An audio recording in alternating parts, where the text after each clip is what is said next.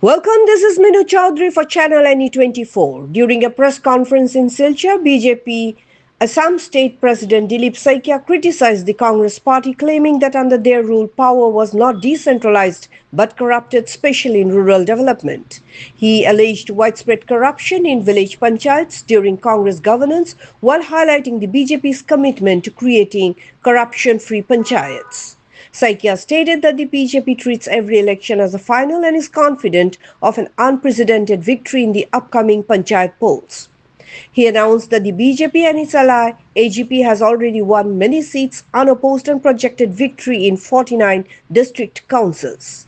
Saikia also referenced the Waqf Amendment Act as a step taken by the BJP for the benefit of Muslims and emphasized the peaceful life of Muslims in India compared to Pakistan.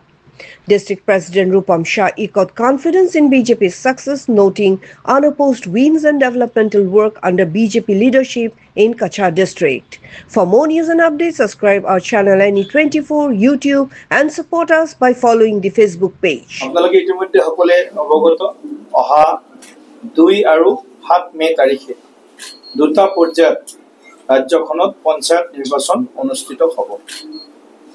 2 মে তাৰিখে 14খন জিলা প্ৰশাসনিক জিলা 14খনত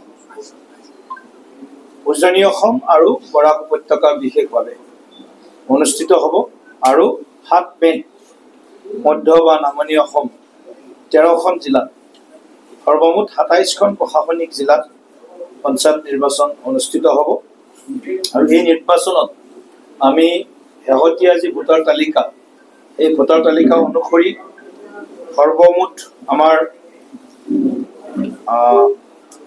voter সংখ্যা হ'ল 1,80,90,224 1,80,90,224 almost 1,81 lakh. এই 1,81 লাখ ভোটাৰে আমাৰ এই পঞ্চায়ত নিৰ্বাচনত অংশগ্ৰহণমস্তি 397 আৰু আঞ্চলিক পঞ্চায়ত সমষ্টি আঞ্চলিক পঞ্চায়ত মেম্বাৰ 2192 2192 ইয়াৰ ভিতৰত ভাৰতীয় জনতা পাৰ্টিয়ে এনডিএৰ সৈতে এইবাৰ আমি একেলগে পঞ্চায়ত নিৰ্বাচনত আমি অৱতীৰ্ণ হৈছো আৰু আমি সমগ্ৰ অসমৰ গাঁৱত বসবাস কৰা ৰাইজৰ আমি আশীৰ্বাদ বিচাৰিছো।